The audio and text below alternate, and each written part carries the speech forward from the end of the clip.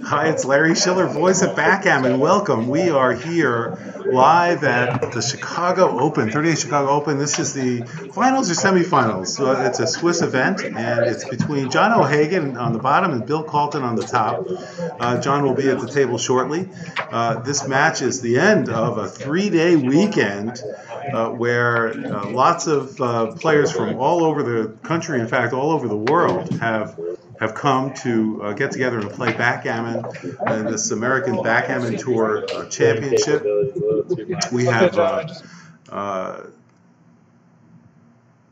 We have players here from, especially from Japan. 10 players came to play in the USA versus Japan Championships, team championships. USA did win, and they were able to prevail upon Japan, who arguably has the strongest players in the world, with Michi and Mochi and Akiko all at the very top. And we're getting started. And they both roll sixes to get going.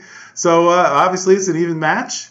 And here we go. And we've got double threes to match up. And let's see if they can finally get this going. We do. We have a 6-4. And we're on our way at the Chicago Open. Bill Calton and John O'Hagan. Here we go.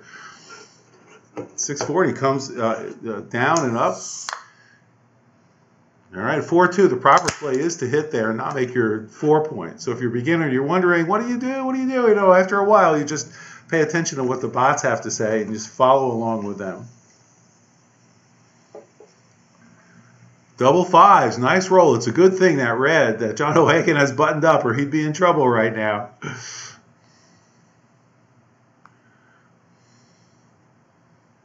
And he plays behind him. 4-3 makes the 5 point. So actually John O'Hagan has a stronger game here because all his checkers are in play. Effectively for Bill Calton, you see those 3 checkers on the upper right hand corner, they're basically out of play in this game. He can't use them to do anything constructive. And that's going to hurt him because checkers, it's not just to get him into your home board. You want him to accomplish something. You know, if you're just learning the game, checkers are like your armies. You want to be able to use them to block, to attack, and to run when appropriate. All the things I guess you do in a military combat situation, you're going to do a backgammon. And if your armies are stuck out of the way, you can't use them. You still got to feed them, and they're not doing anything for you. Now, one of the things that they do, however, is help make a strong home board. And so John, doesn't want to get hit because Bill White has a 4-point board, and that's good to have.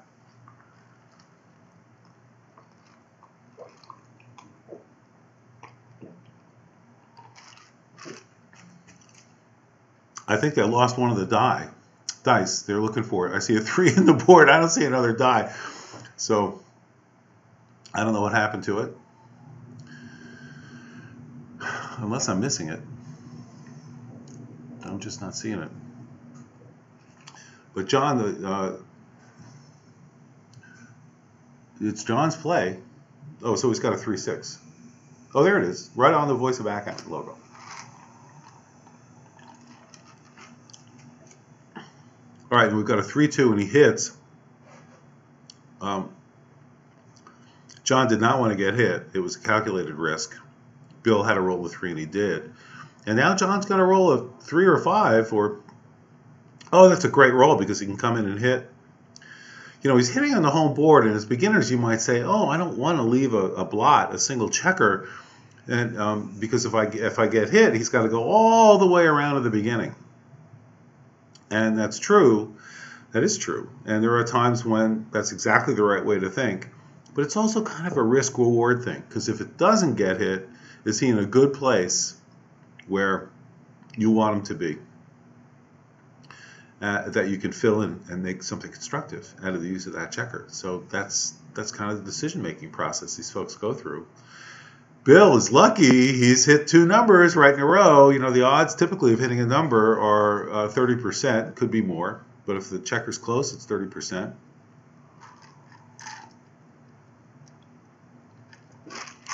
So on a direct shot.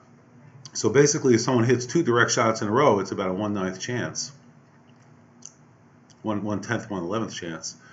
And there's a double. John has 3 men on the home board, 1 on the bar. And that was pretty gammony. We don't want to see that, so he dropped that double. Not much of a chance to win either. All right, so game number 2. Double 4s. Well, nobody can play that. We've got to have a winner on the opening roll. 5-3. We got Jack Edelson joining us. Welcome, Jack. Thank you. Got a standard opening here. One corner opponent was still alive in the intermediate, so I didn't need to be down there. Got it. All right. Let's see if we can get the camera going on Jack. The only thing is I'm probably going to be facing that screen for most of the time, so. Let's put this over here. That's the case. Yeah, that works. Try and go a little more.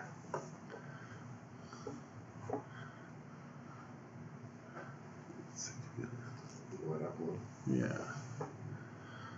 Maybe even a little bit more. Let's see.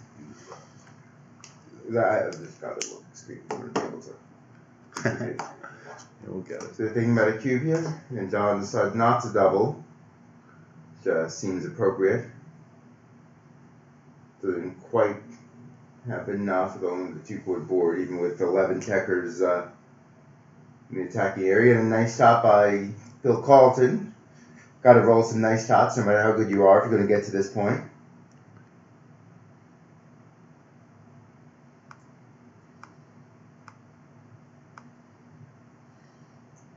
.43, probably hit. I don't know how to hit that. You just when in doubt.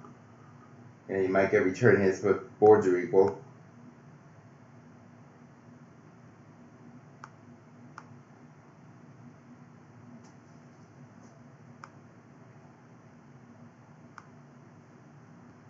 Double 5s, not too bad. You just make 2 home board points. There's really not too much else to do. You know, you make the ace point, you hope you get a shot, soon, and then the ace point turns into an asset. If, playing from the midpoint around doesn't really gain you much. And, see, with a little shorter playable 6s, but it just doesn't. It's not as useful as actually making a point, even if it's not a good point. So Bill makes what I think is the right play. 6-3 to play now. Not a perfect roll. You play 2 down. No, this is better. You want to get out of there. When you have the 18 point, the midpoint isn't as important. Double 2s.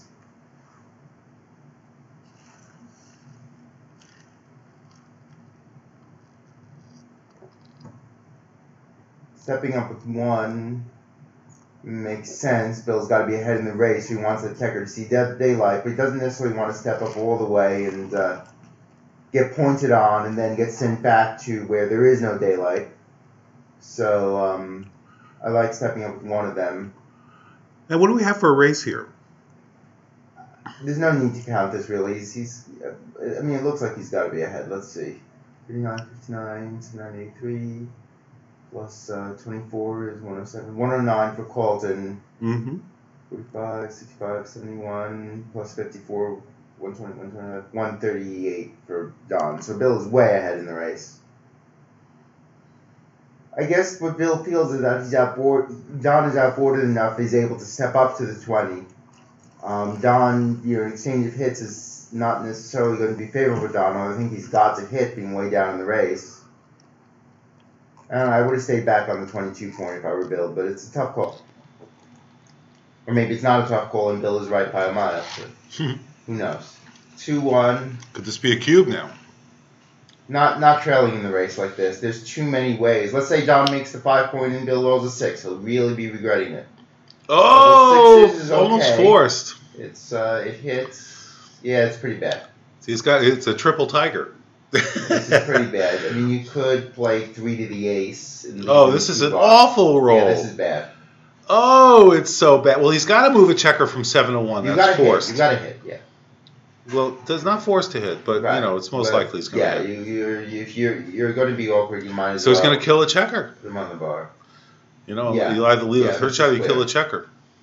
Wow. You're leaving 22 shots because the 2-3 is already counted by hitting with the 3.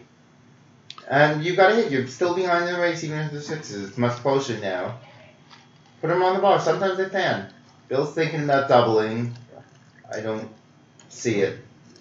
But what do you think? I have no idea. There's so many shots. Like you said, there's 22 shots. And one of those is a killer. Yeah. Are they all market losers? That's the question. Certainly not if John enters. And John is, John, even though he's only got one dead checker. I mean, it's not good. His board is a bit messy, but you could still salvage something out of it. You bring, next turn he could, for all we know, make those 2 points if he's not hit. And when we bring a checker around. When we talk about market losers, what we mean is Bill's thinking about doubling now, and he actually has done more than think about it. And look at this: as John O'Hagan has a fast take. 2-1 is one of the numbers that hits. But when I say market loser, it means that if he doesn't double now, if Bill doesn't double now, he's going to lose the opportunity to have his double taken next roll. So it's a market loser if when he doubles next time, it's a clear drop. And that's what's meant by a market loser. So he thought he had enough market losers to turn the cube now. There's a rule of thumb, and it's not always accurate. That's why it's a rule of thumb, and it's called O'Hagan's Law, after John O'Hagan, who you are watching right now. That, generally speaking, if about a quarter of the sequences coming up are market losing, and there are no really bad sequences for you, you've got an initial double. And if there are 11 or 12 out of 36, you've got a redouble. Now, that depends a lot on how big those market losers are. It depends a lot on the math score. Sometimes, it depends on how, if you're just barely losing your market a quarter of the time, it may not be a double. But if you're really losing it by a lot, you might even be able to double with less than that. But it's a good rule of thumb. Yeah, and you are watching, as Jack said, John O'Hagan playing on the bottom. So this is like amazing. We have the guy, one of the people in backgammon who's formulated a law that virtually every backgammon player uses, O'Hagan's Law. If you have 9 or more shots net, market losers, because there could be some anti-market losers where you don't even have a double next time. So you really want to subtract those out. But he invented the law, and everybody uses it. And you're watching him play now. You'll probably see O'Hagan use O'Hagan's Law during this match. Anyway, we've got a very interesting situation here. Bill is on the bar with a 5. No. Bill's on the bar, and John O'Hagan is a 5-3. Yeah, I mean, this is the thing. He had that bar point. He had the chance to enter and hit shots. That's why he scooped the cube. And it's still a long way coming. I mean, having 3 checkers in the ace point is 3 more checkers than you'd like to have there. It makes it very hard to fill in those gaps. But John is caught up in the race. And that's big. Even if you don't have the greatest board, even if it's hard to block Bill in while you're hitting him, you're catching up in the race. Yeah, great point, Jack. And it's what made it such a fast take, I think, for John. He knew he'd get back his race equity here.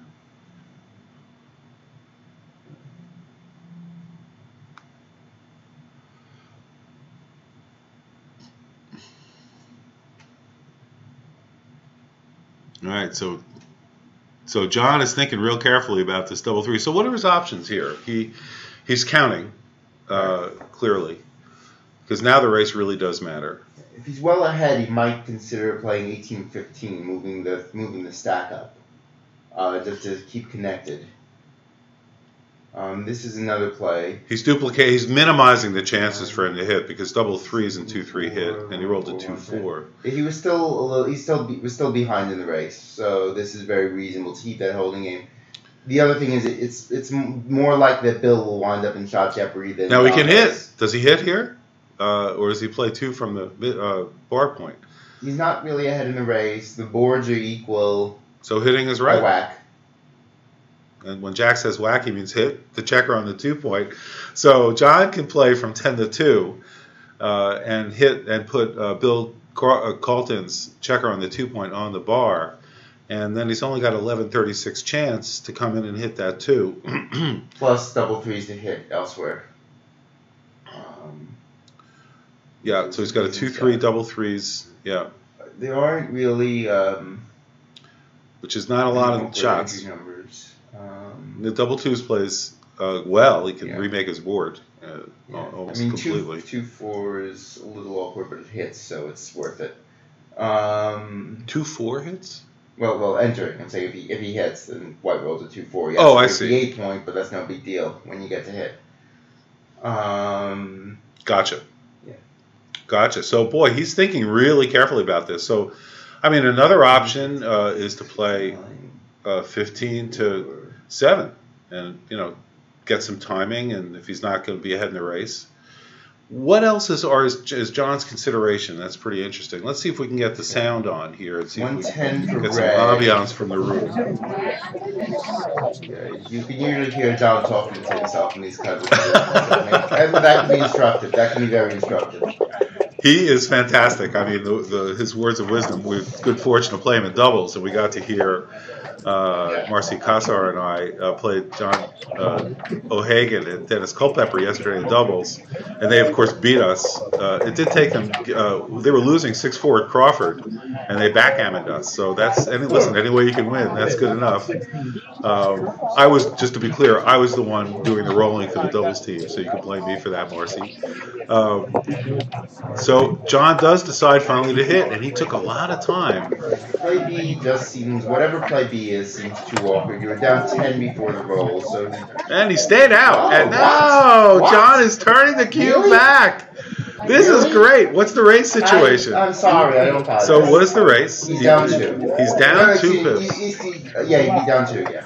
So this is a take. I do not... I mean, he's not going to get... What am I missing here? Well, I think what you're missing is even if he hits, he's going to leave lots of shots.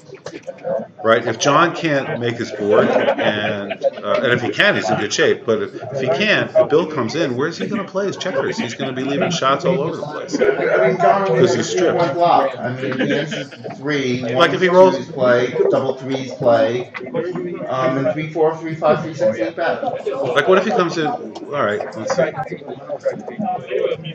What am I missing? Not an easy school. Well, Bill Calton. By the way, Bill Calton, and he takes it. Follows Jack's lead. I don't see the double. I don't understand the double. So Jack doesn't see the double. We'll see what happens. There's the 4. I mean, I trust Don's judgment over mine, but and bring 2 to the midpoint. Probably. This way, if he can jump out, you got him. You got more coverage. You got double shots if he jumps out. Plus, it's actually leaving. You don't leave him the 3-5. Leave him one less shot. And he stays out. It looks like a good cube. Yeah, you would. I mean, John O'Hagan. Yeah, I guess it's, you have enough threats, I guess. 6-3. So what do you do here? You make the bar point, or you sort of give him 3 1s, 3 6s, and 3 1s. He can duplicate the 3 6s, and so you give him 4 numbers. This might be the time to do it. So he's got the 3 there.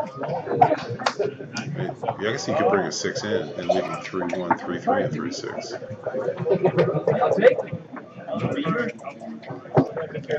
He's going to bring that 6 down and duplicate the numbers. So he just leaves him 4 numbers now: 3 1 and 3 6, and double 3s, actually.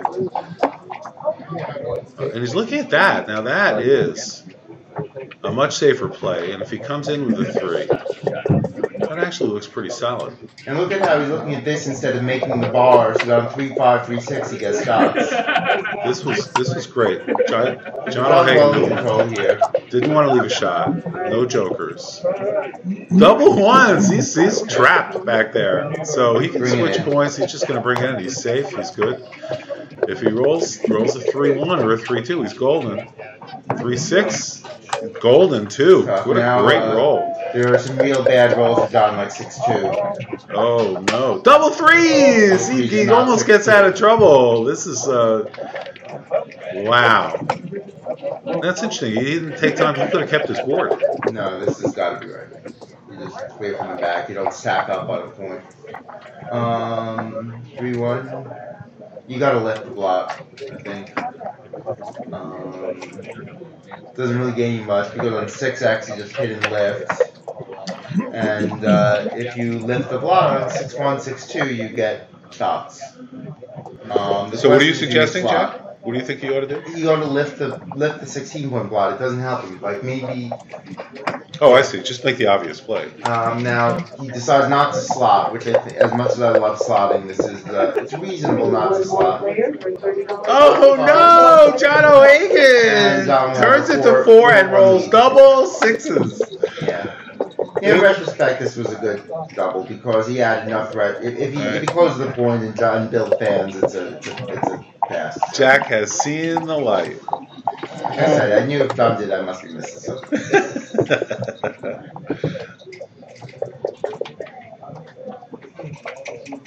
Bill did it, I'm probably missing something.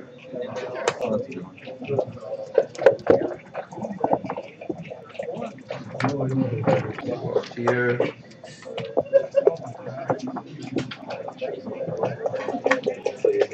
And crazier things have happened, but not expecting. Yeah, crazier things have happened. No question.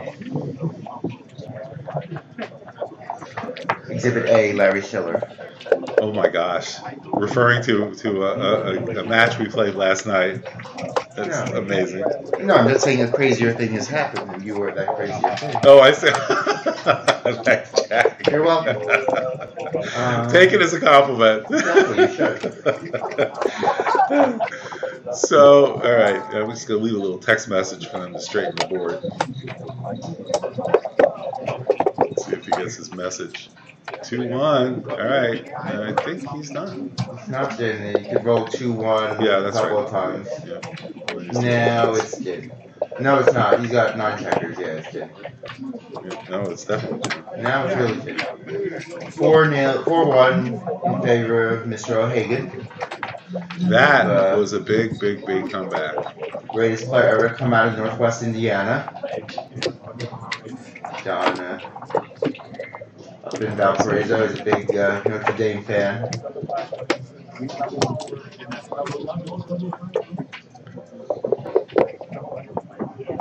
All right, it's the third game. 4-1. John O'Hagan taking a commanding lead. Theoretically, you're supposed to run here. Because you're ahead. No. Theoretically, you're supposed to make the. Oh, for red. Red's ahead. Yeah, you want to run and get a race going, right? Because you're ahead. But it's so small, and most strong players will make this play anyway.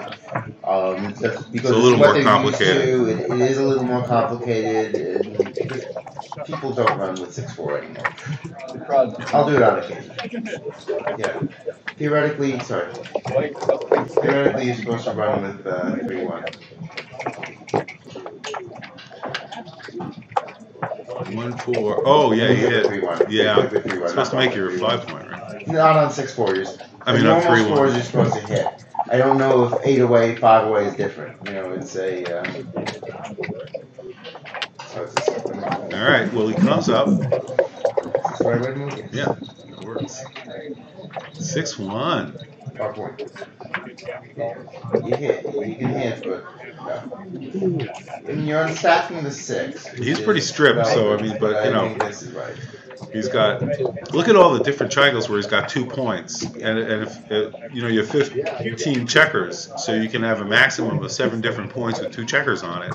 And if you have that, it's actually not good because you don't have flexibility unless you roll doubles. But it's not too bad here because if Bill anchors, then being stripped is less problematic because you have room to play behind him. And this is what, and a 2-1? if Bill doesn't anchor, you can attack that checker by hitting off of your stack point, which is often a good theme.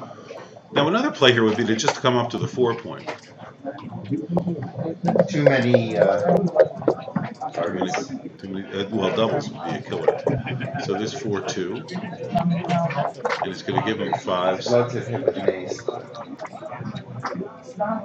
Oh, he stays out. Bill is not able to come in. Not yet a double. If he was behind 4-1, he might have a cube. Yeah, 6-4, he's going to hit him. Where? One place or the other. Right. I think he's going to hit him in the outfield. I'm inclined to agree, but this is pretty. It's pretty solid too. Good. You know, Bill only has a 3 prime. He's got 11 men in the zone. He stayed out again. He's also not rolling. Anything makes a point except for a 1. So there you go. The 2 it's pretty clear.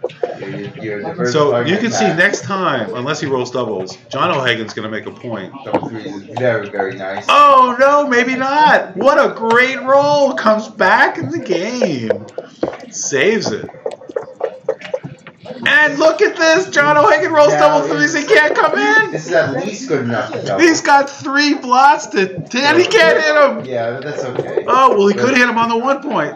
No. Why doesn't he play 2 checkers to the 1 point and start picking up those other? Oh my gosh! I think he might have missed an opportunity there. It's interesting. He didn't even look at it. Yeah, I think he didn't even look at it. He thought he was too good to double, which is very reasonable. Wow. John. A bunch of big swigs. This is amazing. So he's got 3s and 4s. Now he's Cuban. John O'Hagan does. Here's the thing: in a money game, this is a take. But in a match like this, John doesn't want to get gammoned, and the score would be 5-4 if he takes this and gets gammoned. So that's the risk. And he's got 9.5 men in the zone. So I think this is a very close call. I'm taking 2. We'll see what Bill calls. The 4s are duplicated. He's got 3s to hit. I mean, what John? And then 7s and 9s. So I could certainly see letting this go because it is kind of gammonish. John is definitely the world-class player here, and you might. He's taking his time to think about it, which is great. So, John O'Hagan, world-class player. It's hard to beat. Chris Knapp, welcome. 4-1, he's leading. This is a very, a dangerous score for him to take a cube and lose on because he'll be, if he loses a gammon, double gammon, he's 4 away, 5 away. He's 5 away, 4 away, and that's not, much rather be up. But John says, you know what? I'm going to take it, and I think it's because it's 9.5 in the zone, and he rolled a 5-1, which is doesn't hit. Actually, it hits 2, but I don't think that's his game plan. I think it's a real big money take, and that would probably translate to a small take as well. So the question is, where do you play the 1? Because the 5 is obvious, and they'll come and give him a 6. His 6s are a bit duplicated. In other words, what I mean by that when I say duplicated, John O'Hagan, can roll a 6 to hit and roll a 6 to make his bar point. And so you've duplicated his 6s. 4-1 is ugly. Oh my gosh. Maybe you come in and play to the 2 point. You don't want to leave any shots hanging around. Yeah. He's got too many blocks to do this. Yeah, so he's got definitely TMB. I mean, Too many blocks. So I think it's pretty simple. Especially he doesn't really want to get gammoned. Yeah, I mean, at any score you don't want to get gammoned holding the cube. But he's thinking about it. So what is his thought process now? You might say, well, what is it? Why would a player even think twice about this play? So that's the other play. Yeah. So Chris Knapp pointed out, the other play is, hey, maybe look, I'm going to leave a blot where I want it, which would be in my home board, and I can make the point. And with 1s and 2s. Split that anchor, which gives him a whole bunch of returns to fight that mini game. The danger in leaving a blot is, and John's going to make Chris's play, looks like, and he makes it. The danger in this is that, he's going to get hit and stay out, and he's going to get gammoned. And 5-4 hits on the 4 point. He's definitely doing that, and they'll come from the mid. Bring another checker in from the midpoint. He does come in. He does get a lot of cover for that. He would hit it with the 1, and he comes back in with a lot of counter. This is very solid position for Bill. Bill, he's got to hit him, and he didn't hit him. And he rolled that 6, and he's leaving 2 1-shots now. This is problematic. Great double. Any 1s or 6s, it's ball game over. 1-4, hitting cover. What a great roll. You hit the blot in the 4 point. 121, yeah. But he's thinking about it. He doesn't want a 2-6 from the bar, double 2s. Well, he's got double 1s, double 2s, and 2-6. So I'm not sure. It's your voice on the returns. And you can still hit that one later. But he stays out. He says John doesn't roll one of the miracle rolls, and so he stays out. 5-4 hits the second Well, block. it doesn't matter because it's double fours. Oh, we got double. I thought it was 5-4. Sorry. Yep. You could slot.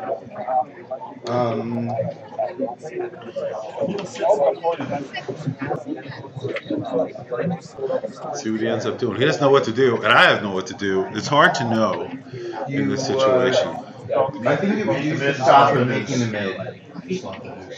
Chris Snap says slot the deuce, and I like playing Chris safe. generally knows what he's doing. 1-2.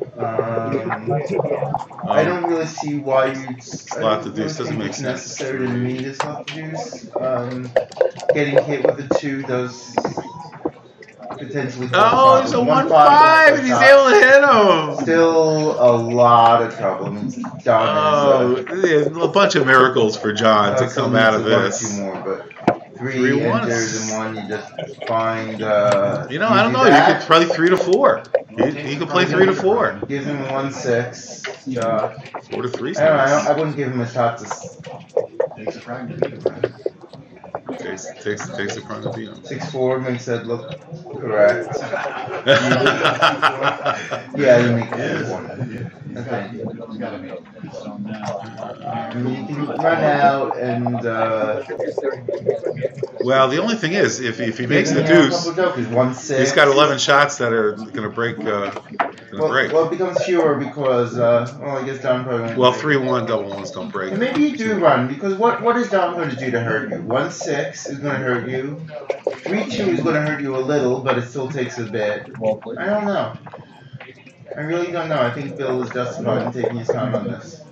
Yeah. Not an obvious play. I think you get players to go both ways. By doing this, then it's my role that hurts me instead of his role that hurts me. So that's Chris Knapp's rule of thumb. And he safeties up. He says, let me give away the 1-6. Why 8-4? Why 8-4? No, I don't have an issue with that. He will take away the 1-6. He's reducing his shots. And leaving a checker there for that's interesting. I like it. Funky. 1, 2. Buckle my shoe. Can he roll double ones? He can't. There's a 1-3. So you want to bring 2 checkers in. That's that. As much as you like to come up to the edge of the prime, it's not really a feasible thing. It's 6-5. Once he's done. Yeah, that's right. Jack gives his seal of approval. And we're the double ones, so 5-3 stacks his 1 point. Or not. And now Bill can now slot the 2 points safely. So before he's going to slot the 2, no he's not. He's just going to let him break his board. Bill didn't even consider it. It's funny. 5-3, so it's kind of 5 is forced. And as he open up another blot, yeah, why not? But John gives this great thought and consideration. It's terrific. But not too much because you don't want to burn too much clock time in a play that is not. 4-2. So Bill is now trapping, considering an inside trap, but no, he says, let me go ahead and make the point. Because again, his game plan is to have John O'Hagan break his board. That's a great roll for John, by the way, because he can't move. Double 5s. 4-3. And now Bill can't play 6s, so that's going to slow him down, which will give John O'Hagan more opportunity to break his board. John's lucking out with a lot of blotting fours. And a 4-3. Look at this. This is no fun. What does he do? Lift. No, you play 2 in.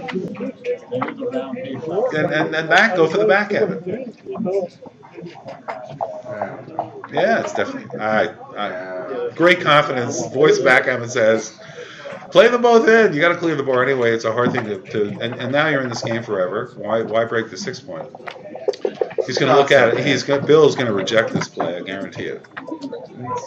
Because he still has to clear, and he's got to get his checkers off. You're still clearing a point with that play. You give up the corner. Oh, this is clearly my preference. Yeah, but who knows? Yeah, you're right. And now, John rolls 6-5. Let's see what happens. Can he come in with a 3 and a 5 and hit, and turn this into a super gammon, or he stays out? Now double 6s. Oh, a 6-4. He's going to cover the 4 point. know. Oh, yeah. Oh, my goodness. So, all right. So, can Bill roll the 5? Can he come in and did he roll 6-4? Double sixes. No. What did he roll? 6-6. Oh, he did roll 6-6. Can John roll the 6? No. All right, but there's a lot of numbers. 5-6 leaves a shot. 6-4 leaves a shot. A lot of. So there you go. But he's avoided the gammon. John needs a 5 and he rolls it. John is on fire. John's got a decent chance to win this game because once he brings his checkers around, he's going to bear off a lot faster than Bill. So, really wants to get in.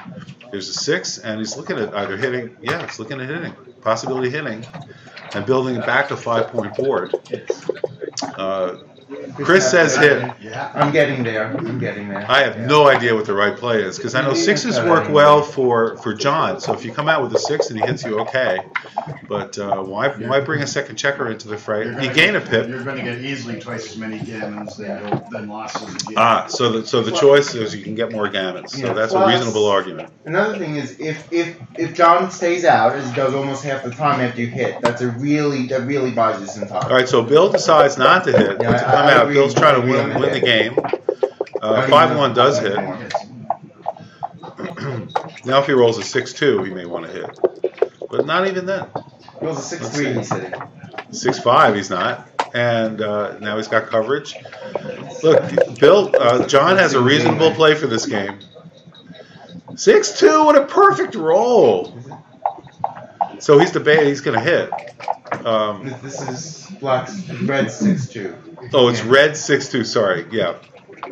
So he's going to come out with a 6. Yeah. Play the 2. This is really pretty interesting. Oh, what a roll! Stay back. You don't want to give him direct. Oh, yes. Yeah, remake the 5-point board if Bill can. This is really interesting. And a 4-2. So he safeties up that checker. All right, this is a really close game, but John O'Hagan, this is like a 50-50 game. We'll make that come very late. And a 5-2 hits, he's going to decide whether or not to hit. You got it. Look at this. Oh, Even the gammon is. if he doesn't come in, now Bill's a huge favorite, and he doesn't come in. It was a better 7. Oh. Can he roll the 6-5? 4-1 brings him safely in. Everything is even. He's looking at taking a checker off, which is okay. Generally, you make it in these kind of positions. But making it is better because you have a 5-point board, and it keeps him out more. So I think that's the reason to make Doesn't it. have enough off to But Bill's looking at it to his credit, and I think he makes the right play. So he's got a 5-point board. John O'Hagan does not come in. This 2 cubed is now looking more and more genius on Bill's part. 3-1, and yep, playing safe. Notice how Bill is keeping even on top. He's got 2 checkers on the 5-point, 4 checkers on the 4-point, and the reason he does that is so that if he rolls a big double, he doesn't leave a shot, and that's the goal. Brian Lonigan, welcome all the way from New Orleans, and we're here in Chicago. John O'Hagan gets a checker off, avoids the gammon. All right. He's got 5 off. He's got 14 off. 9 off. And this ball game is basically over. Almost. John has something up his sleeve. Well, John's off in 3 rolls. So let's see if John can do it. 2 sets ago. Oh, not happening. 1, 2, 3, 4. He's off in 4. And he's off in 2. Oh, 6-2. So John needs doubles. If John doesn't roll double 3s or better, or 1s, it's over. And that's it. Ball game over. And they are going to start the next game. These players are good enough to know just to resign when when it's over. 4-3. Very close. Maybe 55%. Yeah, something like that. Too good one way or too good the other. What are they saying? We're closer to like 56 a.m. John's laughing about something. So we're both rolling pretty well. Like we haven't lost much this week. That's right. That's right. Joker for Joker. John O'Hagan remarking that they were both rolling pretty well at the end in the bear-off. Definitely was a clock saver. And throughout the game, they just have to Yes. John O'Hagan again makes his preferred 6-4 play. 5-2, you got to hit on the ace to disconnect those two back checkers. By the way, I think they can hear us. I know. It's on my mobile. Didn't know if you knew that or not. Keep it entertaining. And some more trash talk. As we're listening to the banter of the players. 5 in, 1 hit. Sure. John's got lots too. No need to. You generally don't want to blink in these potential blot hitting contests. You just see the initiative of the other player. 1-6 is a good shot. It's 1-6, it's 2 checkers. Oh, John. Bill really, but yeah, Bill either gets a 3 or a 5. How about double threes? That hits 2 checkers back. But still far from So is double twos. being deeply problematic here. 5-3. Go for it. Yeah. Again, these blot hitting contests, you just gotta keep up with the aggression. Well, in this particular case, oh, that's a nice roll. John O'Hagan definitely has the advantage in this game, and now he really has the advantage in this game. Point on the ace, I think, because again, you're And you bring one down. Bring one down, yeah. All right, so now if you count, John has 9 men in the zone, right? He's got 6 men on top, 9 men down. Fours. Double 4 is a beautiful roll for Bill. Bill has rolled doubles from the bar Yeah, when he you can at needs least it. put First the double dial to get you a happy. 3s and double 4s. This is going to be a long, messy game, probably. Maybe not. Stays out. Maybe not. I mean, you got 4 checkers at back and only 6 checkers in the attacking zone. It really takes a while to get going, but that plays you down No, to try to get that attack going. not much. He needs 2 more checkers in there for an attack. Yeah, but it's... Now, if he stays out, do you cube it? All right, he comes No, up with no. 5-3, No. so there you go. He's back in the game. Pretty evenly matched game. Well, John has an ace point, which he does not like in this position. But... All right, 6-1 for Bill. Bill's white's got a 6-1 to play.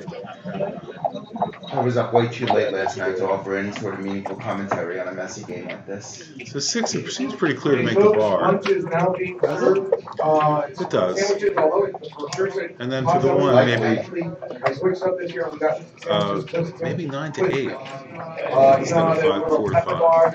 21 to 20. Oh, wait, what does he have? Maybe I misread what he has.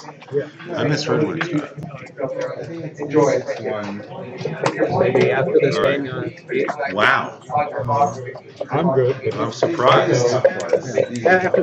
I'm surprised. No, I'm surprised. I'd definitely be right on Bill's part. That's you think he could play a little fast and loose, except for one thing. John has a 3-point board, and I think that's why he did it. He's got a 3-point board. He doesn't want to get closed out. I think that's what's going on there. Oh, double 6s from the bar. Bill stays out. Now John's thinking maybe I got a cube here. Wow, what a turnaround. Because John does have a 3-point board. Jack said, he's right. He's got the 1 point. But he's got a 3-point board. And double 3s, double 6s, 3-6. Not enough double 5s. Great roll. So Bill has a lot of viable plans from here. 2-4 back game is possible. A 4-point holding game is possible. John still has 3 checkers back. Bill has not put any checkers any place where he doesn't want them right now. except on the bar and the Yeah. 2-point. There's nothing that's permanently And a out of stack play. 6-point. All right, There's but nothing that's permanently out of play. You can see a plan for all 15 checkers where they can go. and just so you know, if you didn't catch it, that was Jack Edelson's snark about the 1 point. Well, as he's saying, you don't have any checkers where you don't want them to be. And perfectly legitimate comment, by the way, because John O'Hagan does have 2 checkers and a 1 point. But when you roll double 5s, that's a pretty common No, thing. I thought it was the right play. I mean, I was advocating for that play, but sometimes if the blitz doesn't work, it can hurt you. My head just is going to move around too much for the camera to ever stay on my starting length of time. I don't see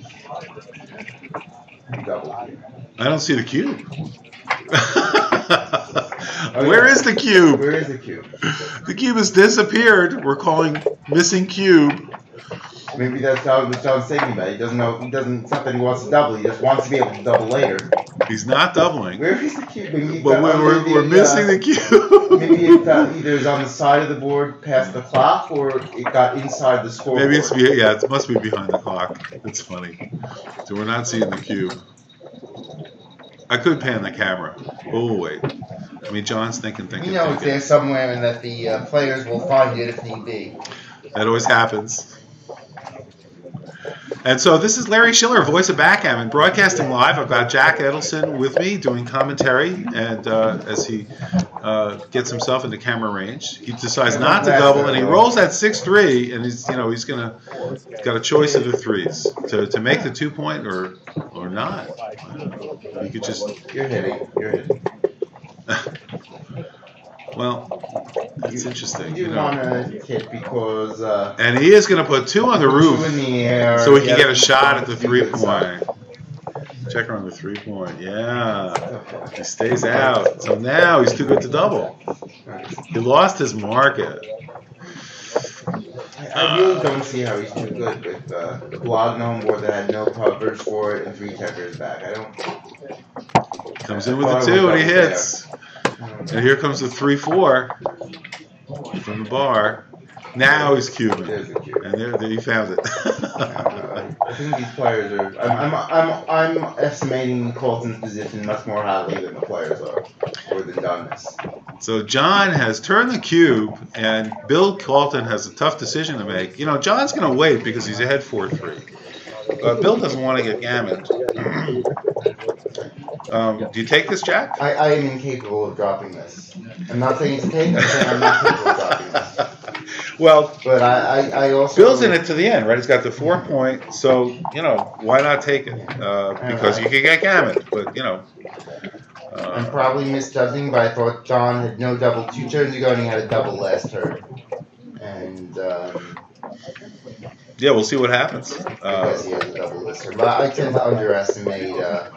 Let's talk a little bit about the players. Bill Calton comes from Detroit, and he's a member of the Detroit City Chess Club for years. You know, he was a master in chess with the highest. His highest rating was 2340, if you can believe it. If you're a chess player, you know that's an amazing rating.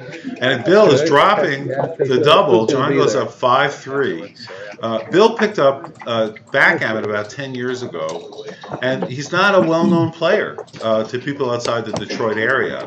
I met him for the first time at this tournament. Great guy. He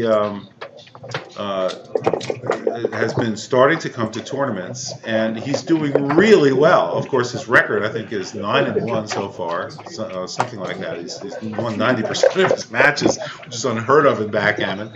I mean, you need a little bit of luck along the way, but somebody's got to do it. But he certainly has deserved to do it. His PR is low, his performance rating 0 is perfect. This is probably like 2 or 3 or 4, somewhere in that area.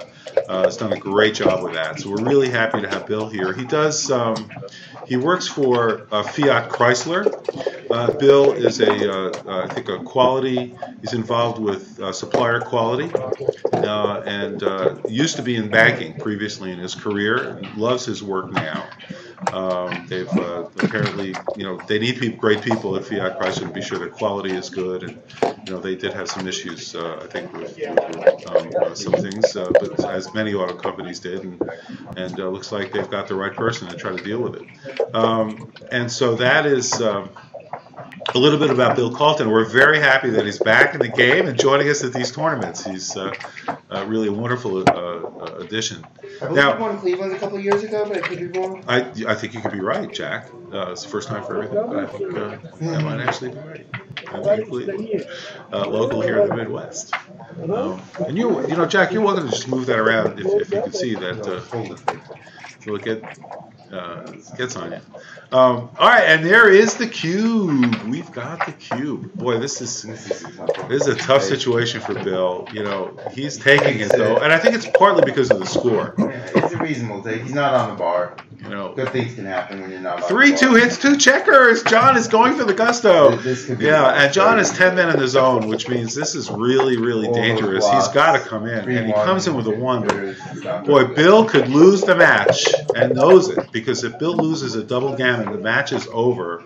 4-3. Oh, you can make the 4 point. I mean, you know, how can you not do that? He can hit outside. Hitting outside is pretty good too. Yeah, the 2 block. Woo! Hitting outside. Oh, this is a tough decision. Yeah. It's like a candy store. What do you do, John? You know, do you want the M&Ms or do you want the Swizzle Sticks? I mean, this is really a great roll for him.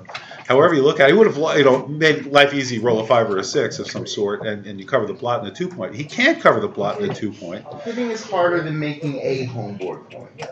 Right? It may not be harder than making the 4, but it's harder than making a homeboard point. No, but you make your 4 next point. turn, you can bring builders down to make the 4. You make the 4 now, you're golden. Right, but you know. those blots are hard to hit. So he's putting 2 in the bar. Double 4s, double 2s, double 1s. They're all miracle rolls. And he rolls a 3-2, so he's able to hit. Bill is staying in the game, staying in the match. There are lots of returns. Oh, 2s, 5, 6s. Oh, 5-3. Look at this. There's nothing much he can do with that. He can't hit. He's not able to hit. He can hit. Oh, with a 5. Come back. Oh, yeah. Do the same thing. The only thing he might be thinking, however, is that he can work his way home pretty well from playing to the 17, but this has got to be right. You're attacking. You're going for the gammon. If he doesn't hit you, you roll a 6. You're really in a powerful position. And he rolls a 1-6. So, okay. So, Bill is happy to anchor. He's happy to get 2 checkers on a triangle on his board. And he rolls the 6, so the 6 is easy. Covers. And he'll come up with a 4 from the end to put more pressure on the outfield. You don't want to add new blots with something like 13-9. Yeah, John's trying to pick up that second checker, and can he do it? 41. He can do it. Enters. So he comes in with a 1. No, that was. Oh, it was cocked. It was a little cocked. Woo! Double 2s. That was the roll he needed last time. He didn't make it. So this is really 2s or 5s. He rolls them both. He's got his choice. Hit and then continue with the 2 and then continue down to get a builder for the 4 point. Right. Jack, his advice is right on. It's perfect, and it's exactly followed. 5-2. Sure. Bill really took a dangerous cube there. John O'Hagan's a master at the cube. You can't get another builder. Maybe you play 8-7 or 8-6 with 2. Get off a double 4s. He got off a double 4s. And you might as well anchor up when you can't put another builder. And he comes in with a 1. Probably small. Now you want to make the bar point. And then you want to make it 4 points. Well, even better. If you're going to roll a 6-3, go for it, man. So look at this. Got a 5-point board. John O'Hagan. He rolls a 1-6 from the bar. Boy, Bill has really lucked out coming into the board. I will say he hasn't been very lucky getting to this position, but the fact that he's actually able, and now he's slotting the bar point in hopes of making it. In other words, his goal here is for John not to be able to roll a 6, and then for Bill to roll a 6 next roll. Because if he can get that point, he actually has a game. And if otherwise, he really doesn't have that much of a game. So let's see what happens. Can he roll the 6? And he doesn't roll the 6 at a 4-1. This is fantastic backgammon. You know, each player is giving himself whatever possible chance they have. And he can't roll the 6 and he can't hit. It's too bad. Around the corner to reduce shots. So just, he's got to decide what to do with the 3. Fewer shots, we play 6 and 3. Oh, what a little bit of a heartbreak for Bill, not being able to roll that 6. He would have loved that 6. Really got him back in the game and justified the cube. Take. All right, now John needs a 6. They're giving each other 6s here. Double 2s won't work. And a 6-1 won't hit. So, well, 6-1 might hit, actually. Instead of making the bar. We'll see. But we're not going to find out because he rolled a 3-1. He's just going to play safely. I'm sure you have a 6-1. It's not that risky. Yeah. This is fun. Yeah. Makes good sense. All right, so here we go. Bill looking for his double 6s. You take the bar. I don't think you want to slide your 1 point at this point. You have 6s to play next time and 2s. Time to hang in there for you. Bar point, right? Just make the bar, remake the bar. When I say make the bar, obviously you already had the bar point made, but put two more on it. When I said make the bar. Yeah, I mean, you might get gammon if you don't get hit, but you probably won't. Whereas getting hit does lose a lot of gammon. So Well, let's see what goes on. Double twos. So he's 13-9, got yeah, not much to do there. Not leaving a shot. 6-3, 6-4, 4-2, just slot twice. Which you don't exactly want to do, but I think you got to make your board.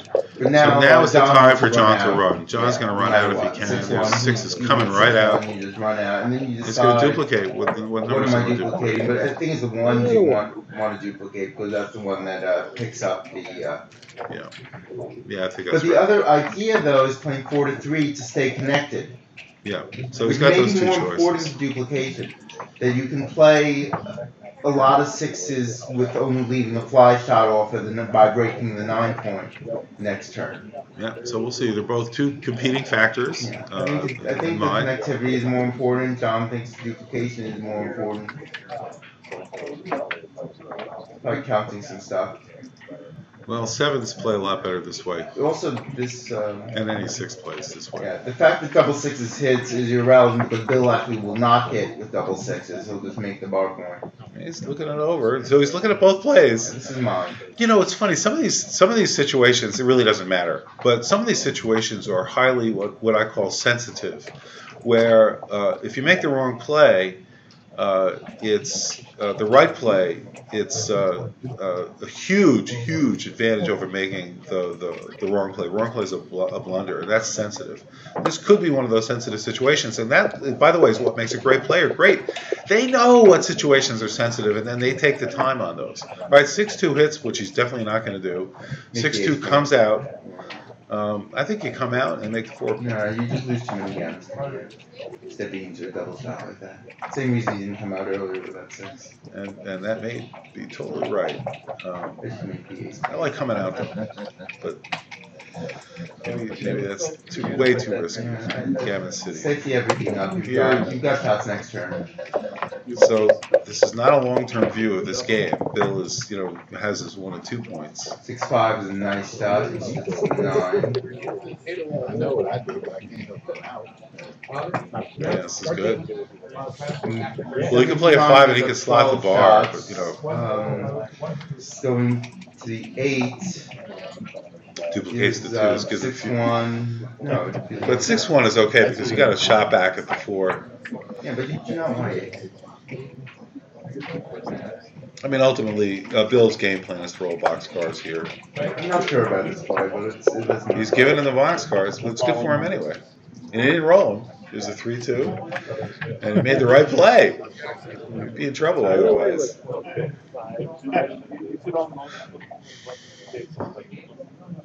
Boy, what do you do here? I guess you slot and make it, and just, with the 6s, don't worry about it. He's going to run anyway. He's not sticking around. You'll have 6s. Rolls ace, yeah, he gets safety if he makes a 6 punch, so he gets. No, nice roll. Make the 8 point, no shots, very clean, easy to clear. All right, double 5s makes a board. A quick 6 drastically reduces the gammons. 5-2. That makes total sense. Can he roll it? All right, here we go. 5-1. Let's play 2 in. It's a little ugly, but ugly's okay. You can Nothing. consider 9-3, but no. I don't. What's the point? Why leave him the shot? I don't get that. It's your. I mean. Double 4 is not his time. friend. Oh no, he's gonna kill a checker. He's got to save numbers like that for races. Yeah, he's gonna clear because he's gonna leave some shots on double 5s and double 6s. And 6-5 leaves a fly. There we go. Blocks, but He's it avoided also the gammon. does win a good number of gammons. It's a great thing about Backgammon. Just turn around in a flash, and if Bill can roll a 5, he can easily win this game. He didn't roll a 5. He rolled a 2 and a 1. So he's keeping his 5-point board. Double 5s leaves a shot. 6-5 leaves a shot. Very unlucky for John O'Hagan to be leaving these shots. No question about it. 3-5, at least runs the check. Oh, he rolled a 5. He rolled double 4s. He reversed those rolls. Oh, 5-2 is safe and just no. Just take 2 off. I think. 5-2. The gammon, let's see, 4, 10, 22. Yeah, it's worth taking 2 off. 46. Yeah, the gammon can be a close call here. So if the gammon, if you're like between 30 and 70% to gammon, so John O'Hagan probably has a 30, maybe a 25, 30% chance to gammon. It's worth it to increase your gammon chances by taking off an extra checker here. If you're much below 30, probably not. If you're much above 70, probably not worth a risk just to win the game. But he's going to take the 5 off. The thing about John is he will always sit and do the math. He will always sit and do the math. So let's do the math. So what is the math here, Jack? What does it look like? You're Jack Edelson. You're a math guy. You're defending your PhD thesis on Thursday. Come on. The gammon wins and losses. And John decides to peel. He is peeling. And he makes the play. 3-1 could be smart. It's looking more gammony. This could be the match. We've seen so much of this. 4-3 takes 2 off. He's in great shape. He could be off in 4. 36, 40, 45 is the number of pips. 42 is the number of pips the white has, which is 6 rolls. Oh no, John rolls double. This is a must hit. He must roll the 2 here, unless he misses and John rolls a 1. But he's got to roll the 2 if he's going to have any hope of avoiding the gammon. This is very, very scary. And he does not. He actually, I think that's right. You got to do that. No, you don't actually. You do it next turn. Oh, there's no good 6 of those. Oh, if he rolls a 2-1, can you believe it? What an amazing roll for John O'Hagan. There is a way for... Yeah, there's a way. He can still win this game. Oh, but he comes in. This ball game is over. This match is over.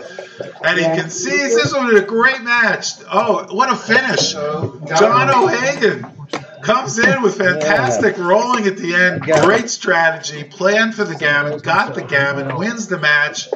And now we're going to go on. There's going to be at least one more round. Yeah, so John is 9-2. Bill is 9-2, and the winner of Herb Roman versus Dmitry Obakov will be 9-2 as well. So we've got 5 players with fantastic records of 81% winning records. There'll be 3 players with 2 losses. 3 players with 2 between losses. Those 3 guys, between either whoever wins or one. Those are the top 3. Herb and Dmitry. Herb is very much due to win. He's got one in the ABT. He's fighting a fantastic player who's. He can't be more than his 30s now, but I think he's been playing for that whole time. So. Well, this has been a great match, very exciting match. We're very happy that you've joined us. I want to thank, by the way, a lot of people have commented on this board that's being used. The players have come to me and said, Larry, we love that board. Who made that board? This is an FTH board. It's a nice felt surface, easy, smooth. The checkers have just exactly the right weight and feel to them. It's made by FTH. This board was provided to Voice of Backgammon by John Perner at gammonstuff.com. They sell a lot of FTH boards, and you can get any color scheme you want. We had some experts weigh in on the colors that would look good on live streams, and that's why we're using the colors that we are. The cups, it's made from it's a nice, solid feel board, and we're really honored to have that and to be working with John Perner and Gammon Stuff to bring these boards to you. I also want to thank the USBGF, United States Backgammon Federation. Karen Davis, Executive Director, does a fantastic job of promoting backgammon, not only in the United States but around the world. We're a huge supporter of the USBGF and the work that they do and Karen does. She also runs tournaments. She's been one of the stalwart backers of backgammon for decades. And also want to thank BMAB, the Backgammon Masters awarding body. Dmitry Obakov, congratulations to him as CEO. Go visit them, bgmastersab.org. Because they have the latest information. They're bringing stability, consistency to backgammon ratings. Mochi's the #1 grandmaster in the world. He's the only super grandmaster in the world. He's here at the tournament, and he's also involved with BMAB. They've got the best players involved, and it's bringing backgammon to helping really promote this game. So you love this game? Tell your friends. Visit voiceofbackgammon.com and subscribe. Get the latest news, the latest VOB news. and we're on Twitch and YouTube. You can see us everywhere. It's such an honor that you're with us here. We really want to bring new players into the game, so we talk in our matches. This is not for experts per se. This is for a lowly beginner can follow along and enjoy the wonders of this game and get just as much satisfaction out of these fantastic Joker and anti-Joker roles as the rest of us. So thanks for joining us. This is Larry Shiller from Chicago, the 38th Chicago Open. We'll be in Los Angeles next at the LA, I think it's the California State Championship or the Los Angeles Championship. They have 2 tournaments a year, and I get the names mixed up, but that's coming up at the 3rd week in June. And then at the beginning of July, the 1st week in July, is Carol Joy Cole's Novi tournament in Novi, Michigan, N-O-V-I, which, by the way, that came about, that name, how do you pronounce it, whatever. It's number 6. It's like they had all these tracks and they had a name, come up with names, and this one was N-O for number, period. V-I, 6 is the Roman numeral. So they looked at, okay, we're going to call that Novi. And it's a town right outside of Detroit, a wonderful hotel. Carol runs a great tournament, and there will be BMAB on Thursday, I believe. On Wednesday. BMAB event, and I'll be there doing commentary and streaming, live streaming, and that's on July 3rd, is it? July 2nd? Whatever Wednesday is, I think it's the 3rd. No, Wednesday's the 4th. Wednesday's the 4th. So Wednesday actually is the 4th, so it'll be on July 4th. I think. Whenever that Wednesday is, right around July 4th, that's when it's going to be. And so stay tuned for that. We've got Los Angeles with Candace Mayron. We've got Nova in June in LA. We've got Novi with Carol Joy Cole in July 4th weekend. And then coming up at the end of July, beginning of August, is of course the Monte Carlo World Championships. Arda Findoklu, if I'm pronouncing his name right, which is hard for me, Turkish, but he's really the preeminent director in the world. Arda knows how to run a backgammon tournament. So better than anyone I've ever met. The food is great, the combination is great, the backgammon is great, they got great players. Yeah, I can't say enough good things about his tournaments. And so we're looking forward to that. These are the tournaments coming up that Voice of Backgammon is supporting and will be at. So we encourage you to let your friends know. Subscribe to us on YouTube.com, and we will see you at the next tournament. Larry Shiller, Voice of Backgammon, signing off, and thank you so much for being with us today. We hope you've enjoyed